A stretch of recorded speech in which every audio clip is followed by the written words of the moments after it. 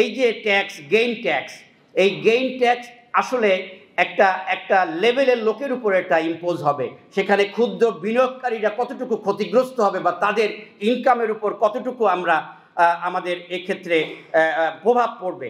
আমি পার্সোনালি মনে করি যে ক্যাপিটাল মার্কেট, আপনি নিজেও বলেছেন কোড আনকোড দিয়ে, যে একটা ক্রান্তিকাল, এটা আপনার আমার সকলের দায়িত্ব এই মুহূর্তে ক্যাপিটাল মার্কেটকে নিয়ে অন্য কোনো ইনসেন্টিভ না দিয়ে, অন্য কোনো করের বোঝা এখানে চাপিয়ে দিয়ে এখানে একটা খারাপ মনোভাব তৈরি করার কোনো দরকার আছে বলে আমি মনে করি না। আমাদের ক্যাপিটাল মার্কেট একটা স্টেবল পজিশনে গেলে তখন সরকার বা এনবিআর আমাদের সাথে আলাপ করে তাদের পরবর্তী পদক্ষেপ নিতে পারে। কিন্তু এই মুহূর্তে আমরা ক্যাপিটাল গেইন বা অন্য কোনো নতুন ট্যাক্স এখানে আরোপের প্রস্তাবনাকে আমরা বন্ধ রাখার জন্য আমরা সবিনয় অনুরোধ করছি। তালিকা এবং অতালিকাভুক্ত যে কোম্পানিগুলো আছে তাদের করের ব্যবধানটা আমরা আসলে 12.5% এটা আমাদের এক্সপেক্টেড যেটা আমরা বলার চেষ্টা করছি।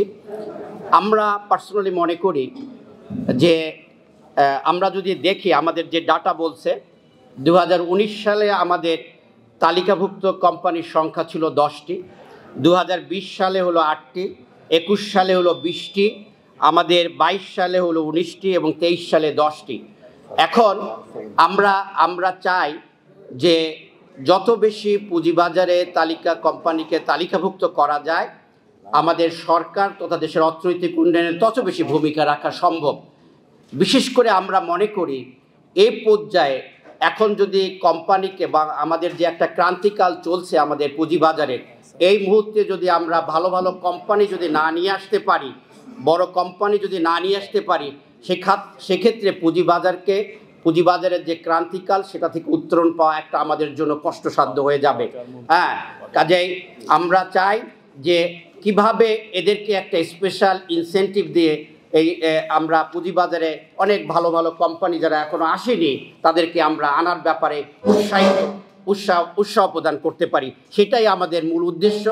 আর দ্বিতীয় উদ্দেশ্য হলো যে এখন আমাদের যারা লিস্টেড কোম্পানি আছে তাদের মাঝেও একটা, কিন্তু আপনারা জানেন যে লিস্টেড কোম্পানি যখন একটা আমাদের পুঁজিবাজারে লিস্টেড হয় তাকে কিন্তু একটা সুন্দর সুশৃঙ্খল নিয়মের মধ্যে থাকতে হয়, তাকে কিন্তু এজিএম করতে হয়, তার কিন্তু অ্যাকাউন্টস হিসাব রেগুলার সুন্দরভাবে কিন্তু পর্যবেক্ষণ করতে হয় এবং তার বিভিন্ন রকম নিয়মতান্ত্রিকভাবে তাকে কিন্তু সব কিছু নিয়ন্ত্রণ করতে হয়। কিন্তু আমি সব কিছু নিয়মতান্ত্রিক নিয়মের মধ্যে থাকলাম, আরেকজন নিয়মের মধ্যে ওইভাবে সরকারি নিয়মের আওতায় না এসে সে কিন্তু কম মানে কর দিয়ে সেখানে সে বেনিফিট এনজয় করছে, এক্ষেত্রে কিন্তু যারা লিস্টে তাদের মধ্যে একটা অনুৎসাহিতের একটা ভাব পরিলক্ষিত হয়। সেই প্রেক্ষাপটটাও আমাদের কাছে একটা ইম্পর্টেন্ট।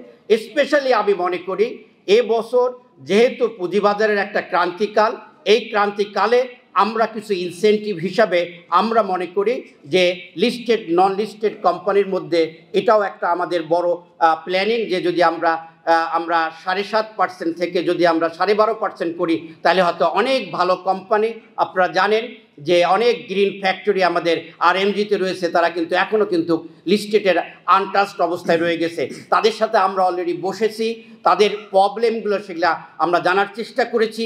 কাজেই এখন আমাদের নেগোসিয়েশন রয়েছে, কিন্তু তাদেরকেও আমাদের কিছু বেনিফিট দিতে হবে, সেই প্রেক্ষাপটে আমাদের এই প্রস্তাবনা এখানে।